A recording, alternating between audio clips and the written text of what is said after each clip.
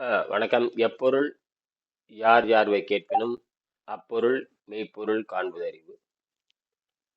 எப்பொருள் எத்தன்மையாயினும் அப்பொருள் மெய்ப்பொருள் காண்பதறிவு.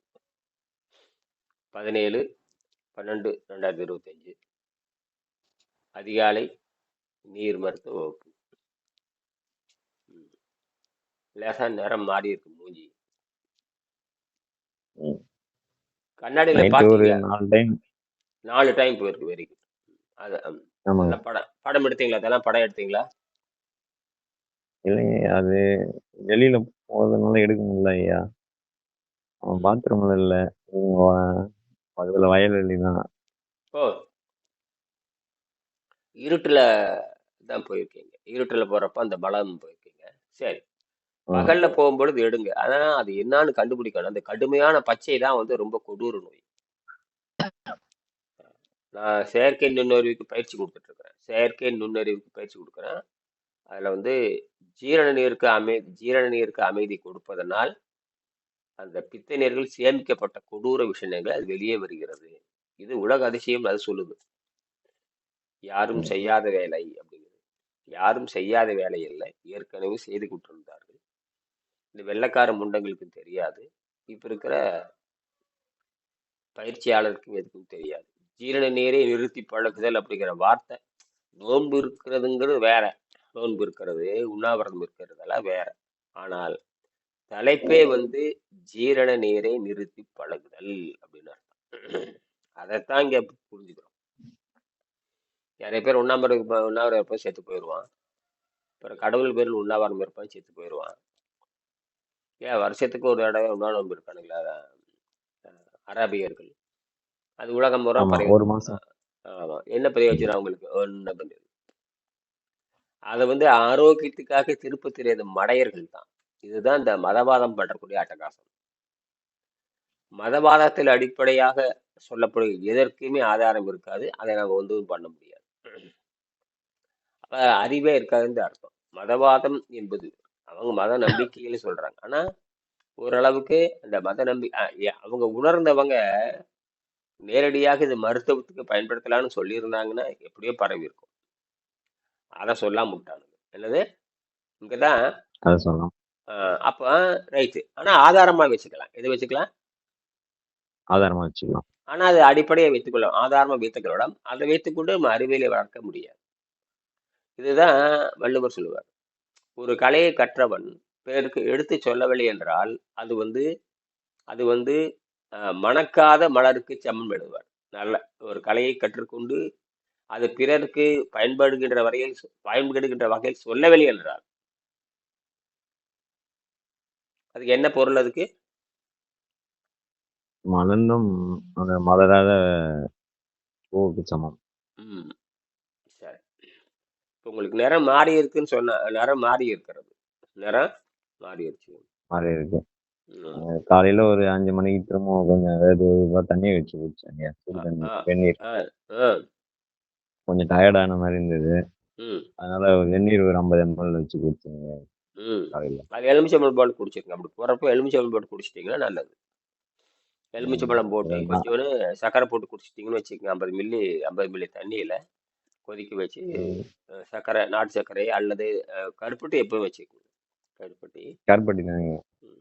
ஏதோ ஒரு டாப்பர் தேன் மாதிரி ஏதோ ஒரு தேன் கிடைக்கும் கடையில. உண்மையான தேன் எங்க இருக்குன்னு நமக்கு தெரியாது. எல்லாமே உண்மையா இருக்குதுன்னு சொல்ல முடியாது. கடைசிக்கு சுடுதண்ணி தான் கடைசியில பேரு இல்லை அப்படின்னு எலுமிச்சம்பழம். எலுமிச்சம்பழம் உண்மைதான். நமக்கு தெரிஞ்சுக்கலாம்.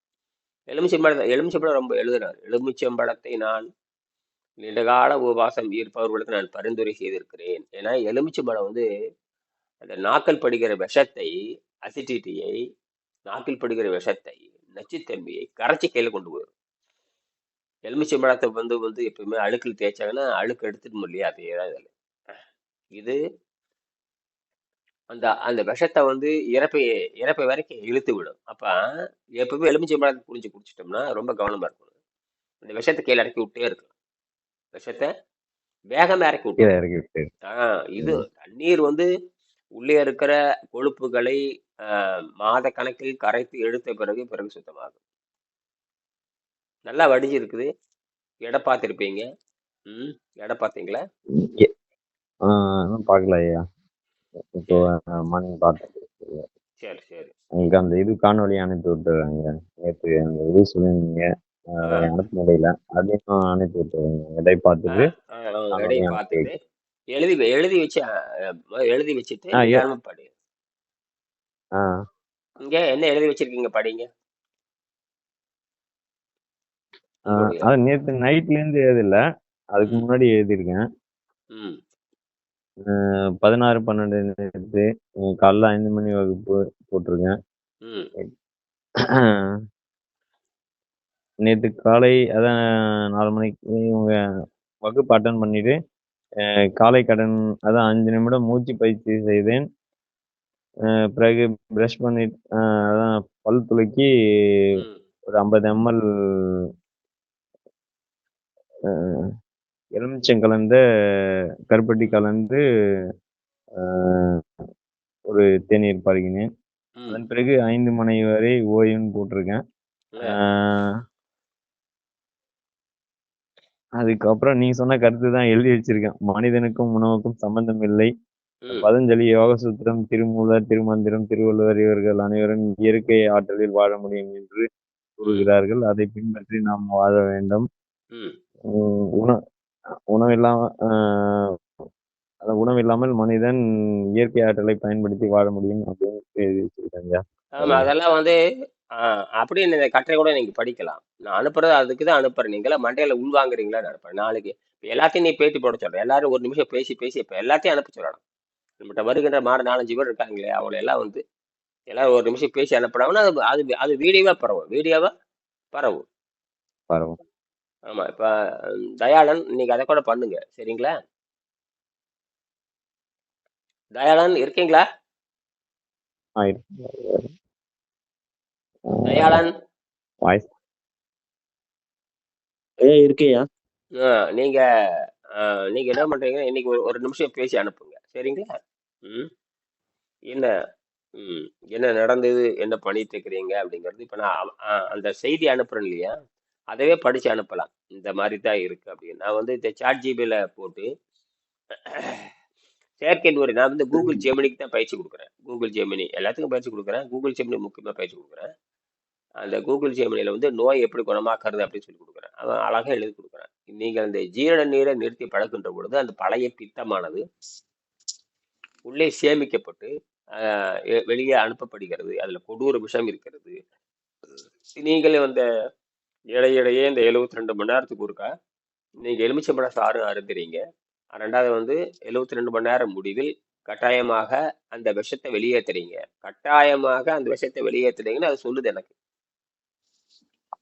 கட்டாயமா வெளியேற்றி ஆகணும். கட்டாயமா வெளியேற்றி ஆகணும். வெளியேற்றி ஆகணும். அது சொல்லுது நீங்கள் கட்டாயமாக அந்த பீட்ரூட் மற்றும் முட்டைக்கோஸை சாப்பிட்டு கட்டாயமாக அந்த உள்ளே இருக்கிற மலக்குடலில் இருக்கிற உணவு பாதிக்க விஷத்தை வெளியேற்றுகிறீர்கள். இதுதான் ரகசியம் அப்படின்னு அது சொல்லுது.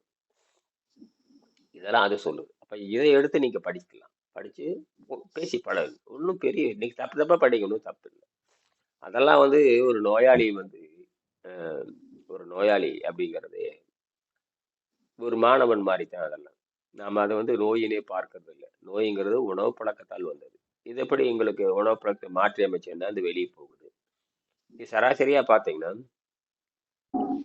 சராசரியா பார்த்தீங்கன்னா இந்த மாதிரி கடுமையான நோயாளிகளுக்கு இந்த மலத்தை போறதை பத்தியோ சிறுநீரை போறதை பத்தியோ மருத்துவர்களோ எந்த கேள்வியும் கேட்க மாட்டாங்க. தெரியவே தெரியாது, ஒண்ணும் தெரியாது. பாவம் பாவம், சிக்கிட்டு சீரழிகிறாங்க. சிக்கிட்டு எல்லாரும் சீரழிகிறாங்க. அஹ் சிறுநீரக நோய்ங்கிறது அமெரிக்காக்காரனை அமெரிக்காக்காரன் கண்டு நடுவர்.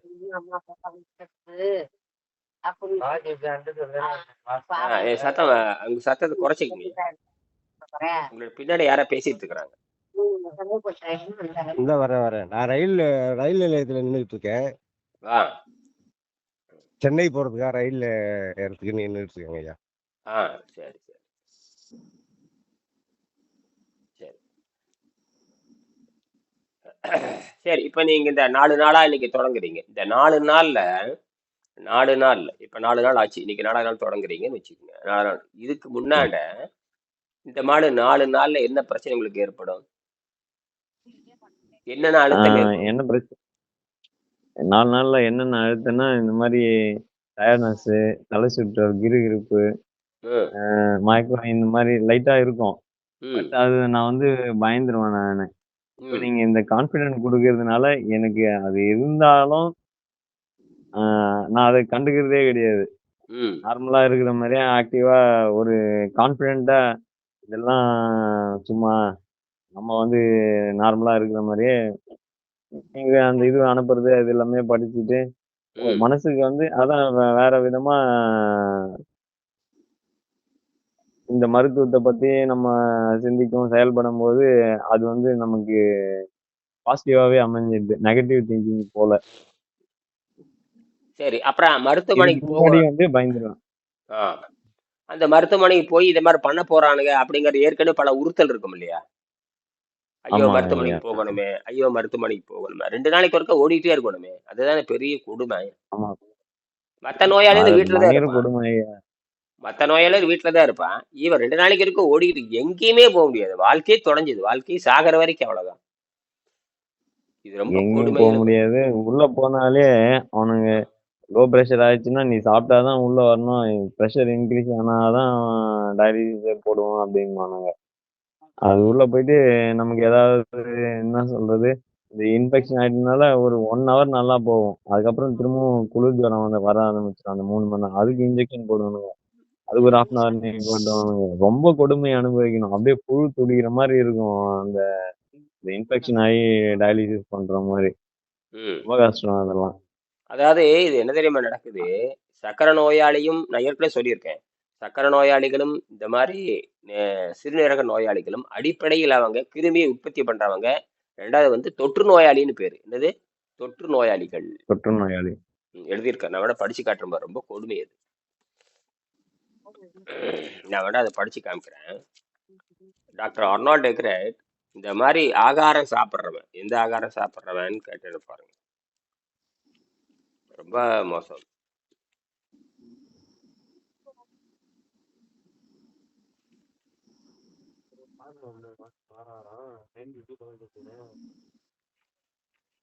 நீங்க அவ்வளவுதான். நீங்க பாட்டுக்கு இன்னைக்கு வேலை செஞ்சுட்டே இருக்கலாம். நீங்க பாட்டுக்கு இதை சுத்தப்படுத்திட்டே இருக்கலாம்.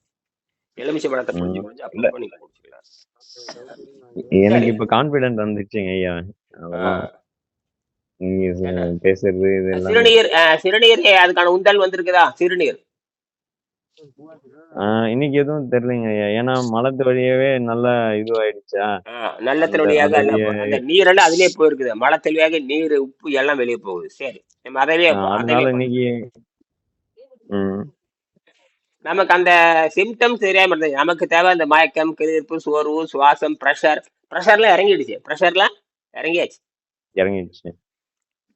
மூஞ்சி பார்த்தா தெரியல. பட் இது மூஞ்சி நிறம் மாறி இருக்குது பாருங்க. அப்படி நிறமெல்லாம் மாறிட்டு வருது. நிறம் அந்த மஞ்சள் மாறிட்டு வருது. ஆ. கண்ணாடியில பார்த்தா ஆ, தெரியும். எங்களுக்கு தெரியும். தயாளன் எப்படி தெரியும் தயாளன்? ஆமாங்கய்யா, மாறி இருக்குங்கய்யா. நல்லாவே அஹ் தெரியுங்கய்யா. அந்த நேரம் மாற வேண்டும். 1 மாசங்கிறப்ப உங்களுக்கு ஒண்ணும் இருக்கக்கூடாது. நான் 1 மாசம் டைம் சொல்லியிருக்கேன். ஆனா அது அந்த வேலையை தொடங்கிருச்சு. இது எப்படின்னா ஆமாங்கய்யா. சூரியன் மறையிற மாதிரி. சூரியன் 6 மணிக்கு மறையிறது இல்லை. அது மறையறதுக்கான காரணத்தை அது தொடங்கிடும். 4 மணி, 4:30 மணி, 4:45, 5, 5:15 அப்படியே போய் அப்புறம் அப்படியே மறையும்.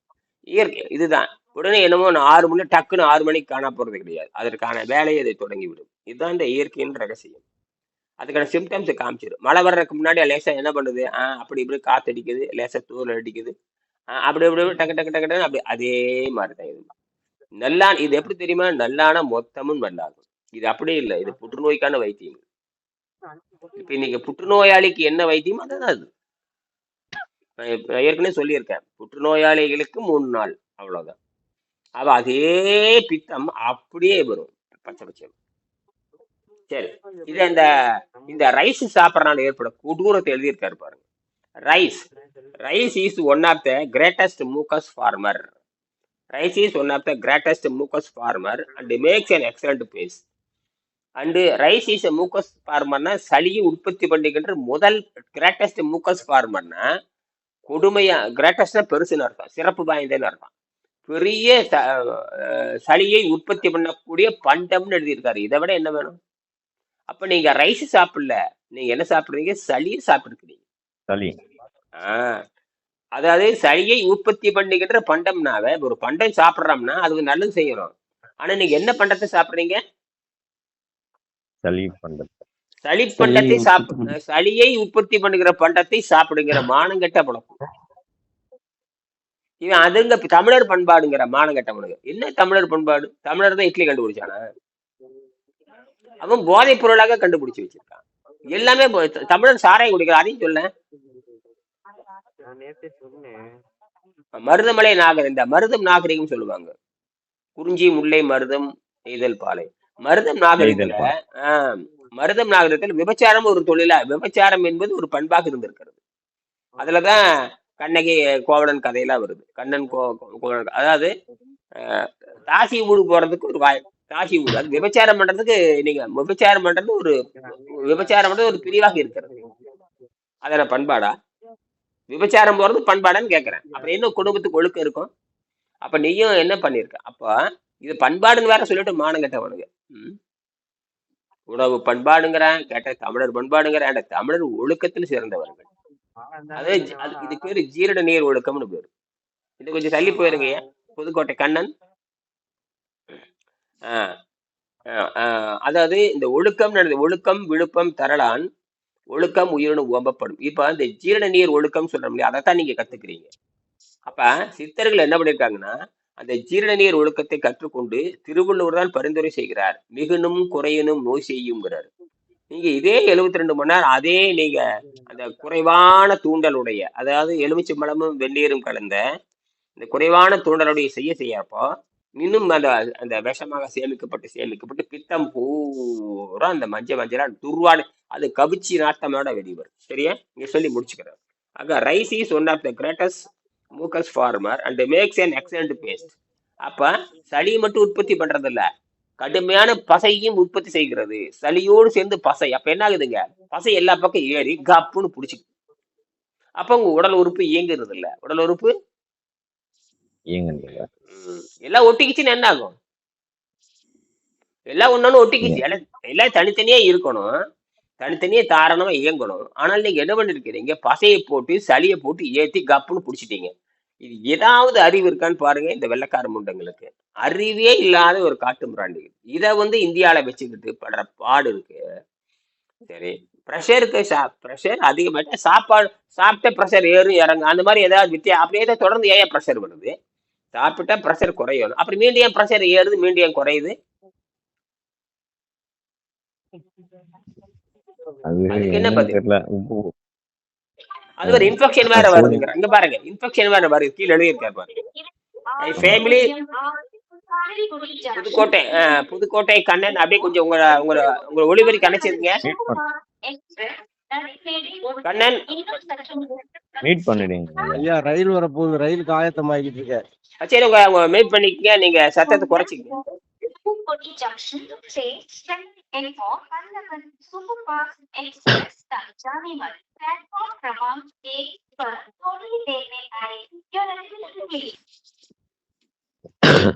சத்தத்தை குறைச்சிக்கங்கய்யா.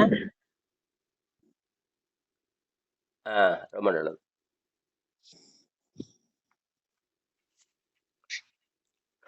Rice is one of the greatest mucus former and makes an excellent paste. I family believe through my experience. என்னுடைய அனுபவத்தின் காரணமாக. அவர் சாப்பிட்டு பார்த்துட்டு தான் சொல்றாரு. நான் இட்லி சாப்பிட்டு பார்த்துட்டு இந்த சோத்தை தின்னுட்டு நான் சொல்றேங்கிறாரு. I family through my experience with a serious case of sickness. With a serious case of sickness. With a serious case of sicknessனா ரொம்ப மோசமாக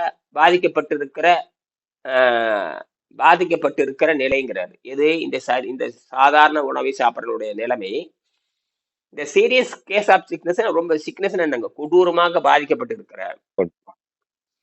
வெந்து போன, அதாவது வெந்து போன என்ன தெரியுமா அர்த்தம்? ஒரு கறிக்கட்டை வெந்து போச்சு, ஒரு கால் வெந்து போச்சுன்னு வச்சுக்கோங்க. பாதி கால் வெந்து பாதி கால் உயிரோடு இருந்ததுன்னா எப்படி இருக்கு தெரியுமா? எதற்கும் பயனற்றதா இருக்கு. இது ஒரு ஆஃபுல் பாயில்னு சொல்லுவாங்க. வெந்து போன பயன்படாத நிலையில், அது மாதிரி கேங்கரிங் வரும். அந்த மாதிரி கேங்கரினா அழுகி போன பயன்படாத ஒரு உறுப்புன்னு அர்த்தம். அந்த மாதிரி, அதாவது experience with serious case of sickness.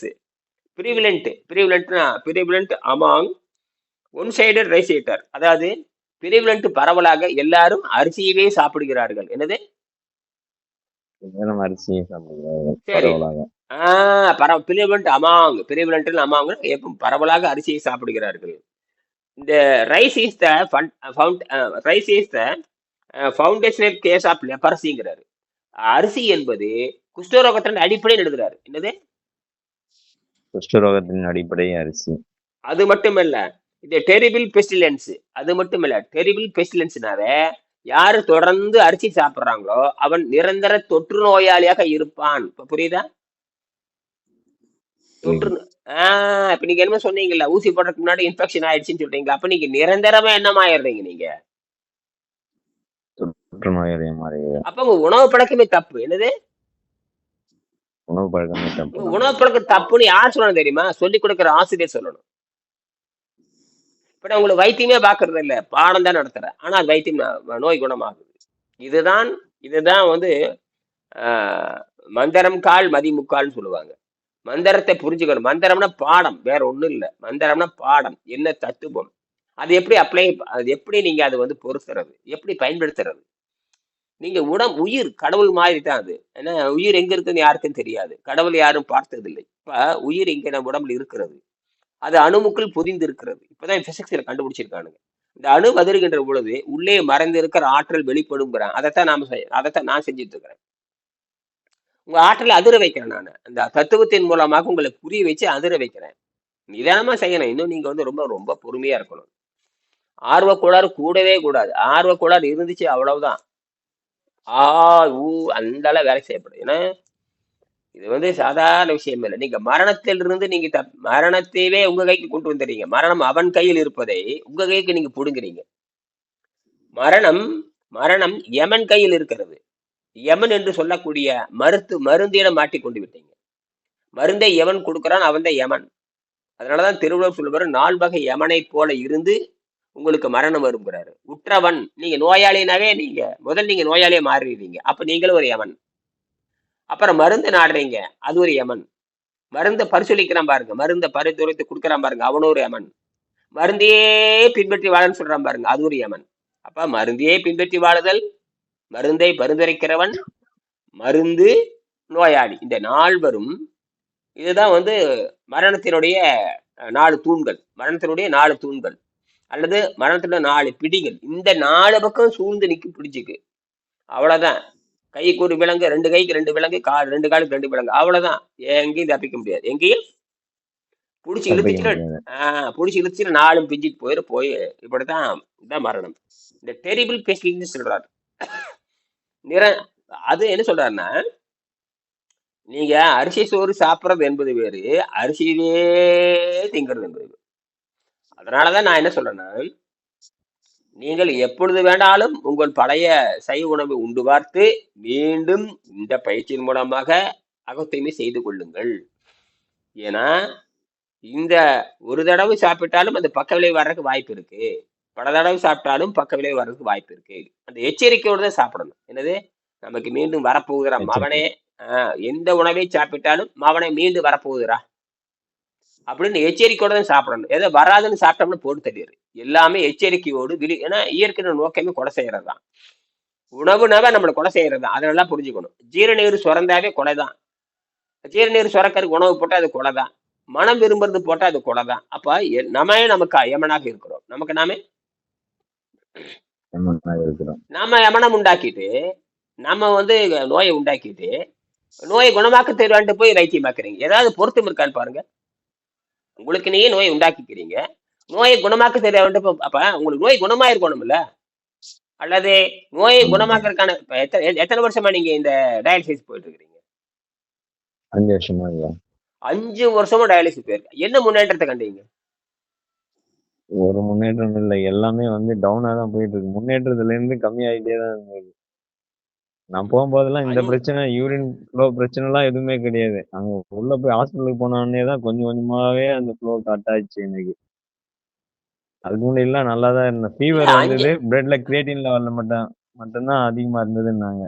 ஆ. அதுக்கப்புறம் அவங்க இந்த டயாலிசிஸ் பண்றதுக்கான ஆப்ஷன் உடம்பு ஃபுல்லா ஆப்ரேஷன் பண்ணி அதுக்கான இது பண்ணாங்க பாத்தீங்களா? அதுல வந்து பிளட் ஃபுல்லா லாஸ் ஆகி ஹீமோகுளோபின் கம்மியாகி பிளட் ஏத்தி ஒரு 4 டைம் பிளட் ஏத்திருக்கேன் இது வரைக்கும் நானு. ம். இதெல்லாம் எல்லாமே பஞ்சர், இது எல்லாம் பஞ்சர், ஆனதுக்கப்புறம் எல்லாம் பஞ்சர் பார்த்தாச்சு. அதான் இந்த வரலாறுலாம் சொல்லிருங்க, எல் இந்த வரலாறுலாம் சொல்லிருங்க.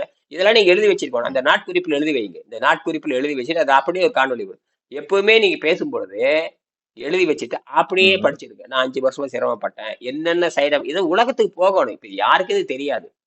எங்கிட்ட வர்றவங்க பூரா என்ன பாடுபட்டீங்க, என்ன கஷ்டம்னு யாரும் எங்கிட்ட சொல்றது இல்ல. அதை வந்து வெளிப்படுத்தணும். அதை வந்து சரிங்க ஐயா, நான் பண்றேங்க. அப்பதான் போய் சேரும். இப்ப இது வந்து ஆமா, என்ன இப்ப வர எவ்வளவு பேர் கஷ்டப்பட்டுட்டு இருக்காங்க ஐயா. இப்போ பாத்தீங்கன்னா சென்னையில என்ன சொல்றது, ஊருக்கு ஊரு அந்த டயாலிசிஸ் சென்டர் வச்சுட்டு ஒரு 4 மிஷின் வாங்கி போட்டு அது சம்பாதிக்க ஆரம்பிச்சிடுறாங்க. இந்த சுகர், பிபி மாதிரி. இப்ப இது ஒரு டாக்டருக்கு தொழிலே ஒரு மாறிடுது பாருங்க. பணம் இருக்க டாக்டர் போற 10 பேர்த்த வச்சுக்கிட்டு ஒரு நர்ஸை வச்சுக்கிட்டு 2 மிஷின் வாங்கி வச்சுட்டு அது தொழிலா மாறிடுது பாருங்க. எவ்வளவு கொடுமை அது. ம். அதுதான் சின்ன பிசினஸ். சின்ன பசங்க காலேஜ் காலேஜ் படிக்கிற பசங்க 12th படிக்கிற பசங்க எல்லாம் வந்து டயாலிசிஸ் பண்றானுங்க. கேட்டா கிட்னி சுருங்கிடுச்சு பண்ணிதான் ஆகணும் அப்படின்னு. யூரின் ஃப்ளோ தான் நல்லா தான் போயிட்டு இருக்கு அப்படின்னு. இல்ல பிளட்ல கிரியேட்டின் லெவல் ஹையா இருக்குன்றாங்க, டயாலிசிஸ் பண்ணுன்ட்டாங்க. ம். அப்படின்னு எல்லாத்தையும் உள்ள தூக்கி தூக்கி இப்ப போட ஆரம்பிச்சிடறானுங்க ஐயா.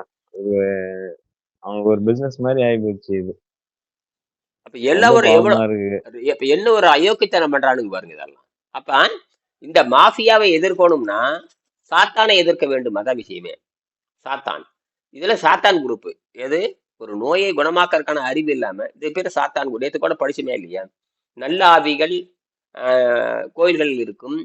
தீய ஆவிகள், அதை சொல்ல மறந்துட்டேன். தீய ஆவிகள் சாத்தானை பின்பற்றி வாழும்னு எழுதியிருக்காரு. சாத்தான் எங்க இருப்பான்னா இங்க மருத்துவமனையில கொண்டிருப்பான். இப்ப கூடுதலா சேர்த்துக்கலாம். இந்த மாதிரி தீய மருத்துவமனை, நோயை குணமாக்க முடியாத மருத்துவமனை, மரணத்தை உண்டாக்குகிற இருட்டறை, மரண பயத்தை உண்டாக்குகிற இருட்டு, மரண பயத்தை உண்டாக்குகிற சுடுகாடு, இடுகாடு, இதெல்லாம் மரண பயத்தை தேவையில்லாத ஒரு கற்பனை உண்டாக்குகிற ஒரு இடம். இங்கதான் சாத்தானுடைய தலைமை இருக்குங்கிறான். அதாவது சாத்தானுடைய தலைமையை அடிப்படையாக கொண்ட இடங்கள் இதுதான். எங்கே உயிர் பயத்தை உண்டாக்குகிறதோ, எங்கே உயிருக்கு மோட்சத்தை தருளியோ, எங்கே உயிருக்கு ஒரு பளிச்சின்னு ஒரு வெளிச்சத்தை தருளியோ, அதெல்லாம் சாத்தானுடைய தலைமையகம். சாத்தானுடைய தலைமையகம்.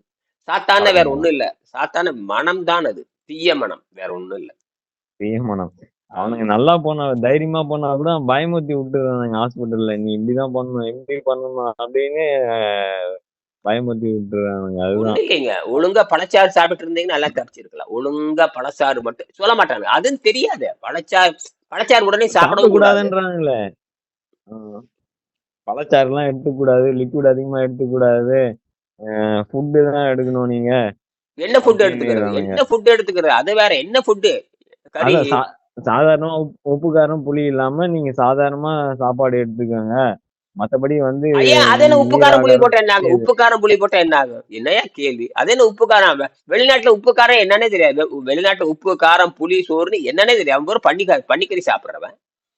பன்னிக்கறி சாப்பிடுறவன் தான் வெளிநாட்டுக்காரன் பூரா பன்னிக்கறி சாப்பிடுறவன். பன்னிக்கறி சாப்பிட சொல்றியா அப்படின்னு கேட்கணும். நீங்க கேட்டிருக்க வேணும். அது அதுக்கப்புறம் போயிடும். பாத்தீங்கன்னா நான்வெஜ் எடுத்துக்கணும், புரோட்டீன் எடுத்துக்கணும், அதான் கோழியோட இது எடுத்துக்கணும், முட்டை எடுத்துக்கணும், பால் எடுத்துக்கணும், இப்படிதான் வந்து இது பண்றானுங்க அங்க கொடுமை. சரி, ஏன் நல்லா ஹாஸ்பிட்டல்ல. ஆகல? அந்த திருப்பி என்ன கேள்வினா, முட்டை சாப்பிட்டாச்சு, பால் சாப்பிட்டாச்சு, புரோட்டீன் சாப்பிட்டாச்சு, பன்னிக்கறி சாப்பிட்டாச்சு, கோழிக்கறி சாப்பிட்டாச்சு, மாட்டுக்கறி தின ஏன் நல்லா ஆகல?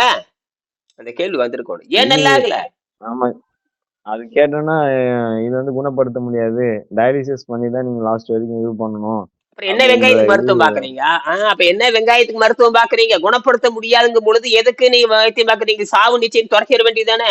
எங்களால முடியாதுன்னு சொல்லப்ப ஒரு மருத்துவர் என்ன பண்றாரு? முடியாது, ஆமா வீட்டுக்கு எடுத்துட்டு போங்க அப்ப சொல்றாங்களே இல்லையா? வீட்டுக்கு எடுத்துட்டு போங்கன்னு சொல்லுவாங்க. முடியாத கண்டிஷன், சீரியஸ் கண்டிஷன்ல முடியாதுன்னு அனுப்பி விட்டுறானுங்க. அப்புறம் என்ன வெங்காயத்துக்கு மருத்துவம் பாக்குற?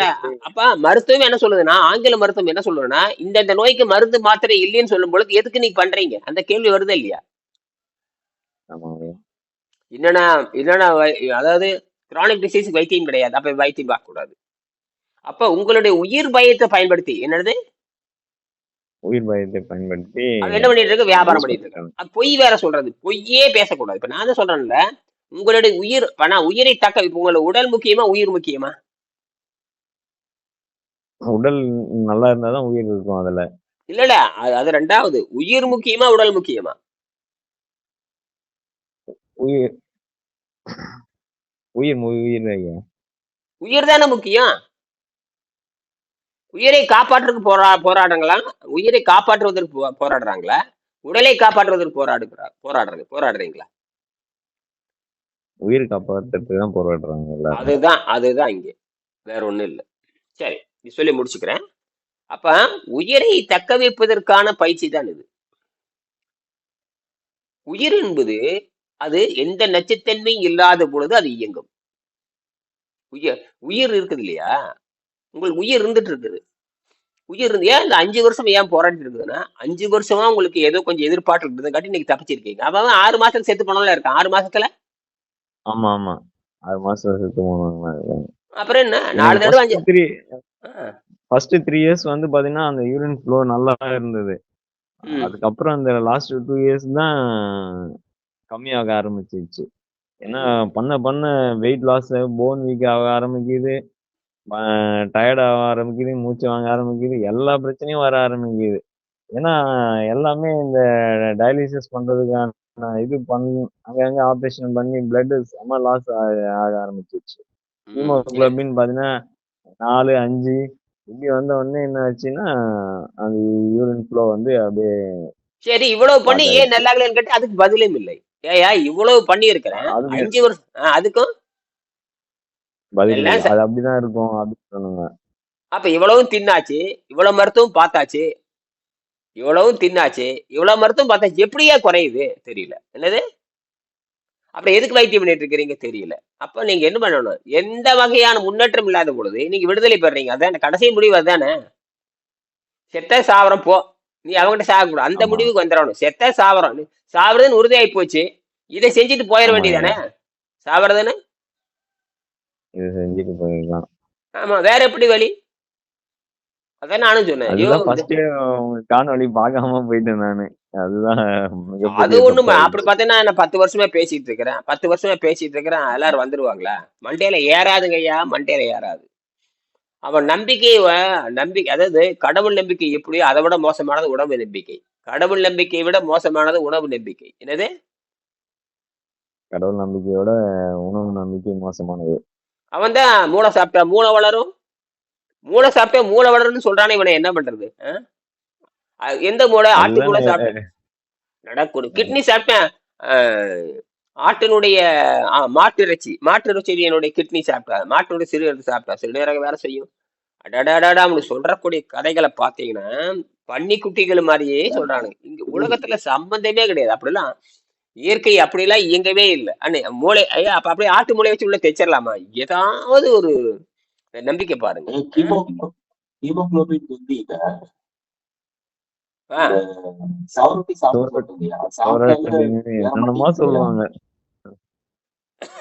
நுரையல் சாப்பிடுங்க, அது சாப்பிடுங்க, இது சாப்பிடுங்க, செவ்வாப்பட்டை சாப்பிடுங்க.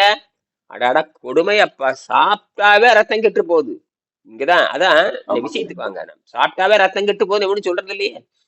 சாப்பிட்டா டீகம்போசிங் ஆயிரும், டீகம்போசிங் ஆகி ஆசிட்டா மாறிடும். சரி, இங்க சொல்றாரு, சரி நிறைவு செய்யற நேரமாச்சு. அதாவது rice is one of the greatest mucus former. இப்ப ரைஸ் என்பது சளியை உற்பத்தி பண்ணுகின்ற முதல் பண்டம். அது மட்டுமல்ல, பசையை உற்பத்தி பண்ணுகின்ற முதல் பண்டம். ரைஸ் மட்டுமே one sided rice eaters are one side rice eater. One சைடுன்னா இந்த ஒன் சைடுன்னா ஒருதலை பட்சமாக அர்த்தம். அது ஒருதலை பட்சம்னா எப்பயுமே அதவே தின்னு தொடர்ந்து நாசமா போறதுன்னு அர்த்தம். நானும் அப்படி தின்னுட்டு இருந்தவன் தானே, யாருக்கு என்ன தெரியும்? உணவை பத்தி தெரியாத காட்டு மிராண்டிகள் மாதிரி இனியனும் இருந்திருக்கிறார். உணவை பற்றி காட்டு மிராண்டிகள் மாதிரி இன்னும் தமிழர்கள் இருந்து கொண்டிருக்கிறார்கள். இது மானங்கட்ட பிழப்பு. அப்ப நீ என்னைக்கும் விடுதலை பெற முடியாது அவனை. நீ திருவள்ளுவர் சொல்றாரு, அறம், பொருள், இன்பம், வீடு நாளையுமே சொல்றாரு. உயிரச்சம் 4 அறிவு 3 அறிவட்ட முண்டங்க. தமிழர்கள் அறவேக்காடு முண்டங்கள் இருக்காரு பார்த்தீங்களா, மானங்கட்டவனுங்க. 3 கிடையாது, 4வது நிலை என்பது விடுதலை. எழுதுறாரு, திருவள்ளுவர் எழுதியிருக்காரு. அறம், பொருள் உயிரெச்சம் 4 உயிர் எச்சம் எச்சம்னா கடைசியில் என்னடான்னு கேட்கிறாரு. எச்சம் 4 திறனறிந்து இந்த 4ன்னே சொல்றாரு, இவன் 3 சொல்றானு. இந்த மானகட்ட பயிலுங்க, தின்னு கட்ட பயலுங்க, அறிவு கட்ட பயலுங்க, இவனை எல்லாம் வச்சுட்டு ஒன்றும் செய்ய முடியாது. நானும் தமிழ்ல இருந்தவன் தான், நான் தமிழ் மன்றத்தில் இருந்தவன் தான், நான் திருக்குறள் மன்றத்தில் இருந்தேன், அப்புறம் திருமந்திர மன்றத்தில் இருந்தேன், செயல்பாட்டு குழுவில் இருந்தவன் தான் நானும். அறிவே நமக்கு வேலை செய்யாது. என்ன இது வந்து அதுல இருந்து தப்பிச்சு வந்து இவனால ஒண்ணும் பண்ண போறது இல்ல. தமிழ்ல அறிவு இல்லைங்கிறாங்க. தமிழ்ல மிகப்பெரிய அறிவியல் இருக்குது. உங்களை காப்பாத்துறது ஏங்க எல்லா நோயும் ஒண்ணுதான். இதுல வந்து தனியான இது தனியான சக்கரை நோய்க்கோ தனியான எதுக்குமே தனியான மருத்துவமே கிடையாது. இது அகத்தூய்மை மட்டும்தான். என்னது? அகத்தூய்மை மட்டும்தான். அகத்தூய்மை செய்கின்ற பொழுது அனைத்தும் விடுதலை அடைகிறது. இது தெரியாது உலகத்துல, தமிழர்களுக்கே தெரியாது. இது நியம மருத்துவம். நியமம் என்பது உலகத்துல இந்தியாவில எங்கேயுமே கிடையாது, தெரியாது. திருவள்ளுவர் மட்டும்தான், அந்த வெங்கடேசன் மட்டும்தான் நியமம் என்று சொன்னால் என்னன்னு கம்பேர் பண்றாரு. லட்சக்கணக்கான புத்தகத்தை பார்த்துட்டு அதுல இருந்து ஒரு 100 நூற்கள் எடுத்து போட்டிருக்காரு. இந்த புத்தகத்தை நீங்க பல முறை புத்தகம் வந்துருச்சா உங்களுக்கு? வந்துருச்சாங்க, இன்னைக்கு காலைல கொடுக்குறேன்னு இருக்காங்க. சரி, நேற்று நைட் போன் பண்ணாங்க 7 மணி. சரி, சரி. ஆக இந்த அந்த நியமம்ங்கிறதா வருது. நியமத்தில் முதல் வந்து அட்டாங்க யோகத்தில் 8 விதி இருக்கு. இயமம் நியமம். இந்த நியமத்துல 10 விதி இருக்கு. நியமத்திலே உட்பிரிவு 10 இருக்கு. அட்டாங்கோக்கு 8, இயமம் நியமம் ஆதனம் பிரத்யாகரம் 8 போகுது. அதுல நியமம்னு ஒண்ணு சொல்லுவாங்க. நியமத்துல ஒரு 10 உள்பிரிவு இருக்கு. அதுல முதல் பிரிவு தூய்மைன்னு வரும். என்னது? தூய்மை. அதுக்கப்புறம் தான் வாய்மை, கொள்ளை, வாய்மை கீழே போயிட்டே இருக்கும். அந்த தூய்மை என்ன தெரியுமா அர்த்தம்? 2 நிலை அர்த்தம். தூய்மைனா உள்ளேயும் தூய்மை, வெளியும் தூய்மைன்னு அர்த்தம். இதை விவேகானந்தர் மிகப்பெரிய யோகி. அவருக்கு வந்து ஒரு நோயில வந்து மாட்டிக்கிட்டாரு, இறந்தாரு, அதை பத்தி கவலை இல்லை. ஆனால் அவர் பதஞ்சலியை வந்து ஆங்கிலத்தில் மொழிபெயர்த்தார். அதுதான் பெரிய லட்சியம். ஆங்கிலத்தில் மொழிபெயர்த்தன் காட்டி தான் அதுல இருந்து புரிஞ்சுக்கிட்டு என்ன பண்ணாங்கன்னா பல பேர் அவங்க மொழியில மொழிபெயர்த்தாங்க. அதுலதான் தமிழ்ல மொழிபெயர்த்தாங்க. ராமகிருஷ்ணா மடம், அந்த ராமகிருஷ்ணா மடம் மொழிபெயர்த்த அந்த தமிழ் மொழிபெயர்ப்பு வெங்கடேசனுக்கு வந்தங்காட்டி தான் அதை வந்து ஒழுங்குபடுத்தி எழுதுனேன். ஏன்னா சமஸ்கிருதம் யாருக்கும் தெரியாது. அவருக்கு சமஸ்கிருதம் தெரியும். யாருக்கு? விவேகானந்தர் சமஸ்கிருதம் தெரியும், பெங்கால் தெரியும், இங்கிலீஷ் தெரியும். இங்கிலீஷ் பயங்கரமா பேசுவாரு. அமெரிக்கா போய் பேசிட்டு வந்தாரு இல்லையா? அதை மொழி மாற்றம் பண்ணாரு. இது வெங்கடேசன் எழுதுவார், நல்ல வேலை நமக்கு ஆங்கிலத்துல மொழிபெயர்த்தங்காட்டி நான் புரிஞ்சுக்கிட்டேன். ஏன்னா பதஞ்சலி யாருன்னு நமக்கு தெரியாது. பதஞ்சலியும் அதையே தான். அந்த பதஞ்சலியும் இயமம் நியமத்தை 8 எழுதுறாரு. அதுல நியமத்தின் முதல் விதி தூய்மைன்னு எழுதுறாரு. அதே திருமூலர் வந்து நியமத்தின் முதல் விதி தூய்மைன்னு எழுதுறாரு. இந்த தூய்மைக்கான விளக்கம் யார் சொல்றாருன்னு கேட்டீங்கன்னா விவேகானந்தர் சொல்றாரு. விவேகானந்தர் சைடு எஃபெக்ட்ல இறந்து போனார். அவருக்கு கடுமையான சக்கரை நோய். அவருக்கு சக்கரை நோயிலும் செத்து போனார். சக்கரை நோயும் சளி நோயும். சக்கரை நோயும் ஏன்னா அவர் இறைச்சி மீன், அவர் வந்து இறைச்சி மீனும் திங்கிறவர். இறைச்சி மீனும் திங்கிறவர். அரிசி சோறு மீனும் திங்கிறவர். பெங்கால்காரர். அவங்க வாழ்க்கையே அரிசியுமே மீனும் தான் திம்பானுங்க. போச்சு, அவ்வளவுதான். அரிசியும் மீனும் 3 வேளை தின்னாவே அவங்க கோய்ந்தாதான். புரியுதா உங்களுக்கு? இயற்கை ஆற்றல்ல வாழ்றது என்பது வேறு. அது ஒரு இயற்கை உணவு தான். அரிசியும் ஒரு இயற்கை உணவு தான், மீனும் ஒரு இயற்கை உணவு தான். ஆனால் அது என்ன பண்ணும்னா அது வேதியியல் மாற்றம் நடந்து மரணத்தை முடிவு செய்கிறது. மரணத்தை இறுதியாக முடிவு செய்கிறது. அப்ப மரணத்துக்கு நீங்கள் தான் காரணம். உங்கள் உணவு பழக்கம் காரணம். உணவு பழக்கத்தை விடுகின்ற பொழுது எல்லா பந்தங்களும் வெட்டப்படுகிறது. உணவு பழக்கத்தை விடுகின்ற பொழுது எல்லா பந்தங்களும் வெட்டப்படும். எல்லா பந்தங்களும் வெட்டப்படும். அப்ப பாருங்க, இப்ப நீங்க உணவு பழக்கத்தை நிறுத்தணும்னே உள்ள இருக்கிற முக்கியமான 60 உறுப்புகள் இருக்கின்றன. முதன்மையாக 7-8 உறுப்புகள் இருந்தாலும் சிறு சிறுதாக 60க்கு மேற்பட்ட உறுப்புகள் இருக்கிற அத்தனுடைய பந்தங்களும் விடுதலை பெற்று அதாவது தன் வேலை செய்ய ஆரம்பிக்கும். அந்த வேலை செய்ய ஆரம்பிக்கும். இதுதான் நம்ம புரிஞ்சுக்க வேண்டியது. சரியா? நீங்க இப்ப இதை வந்து என்ன பண்ணிப்பாங்க, அப்படியே போடுவேன். நீங்க என்ன பண்றீங்கன்னா நடந்த கொடுமைகளை பேசி நீங்க நான் கொடுக்கறத வந்து படிச்சு அப்படியே ஒரு காணொலியே போடுங்க. மறுபடியும் நம்ம வந்து மீண்டும் பேசலாம். சரியா? நன்றி, வணக்கம். சரி, நன்றி, வணக்கம்.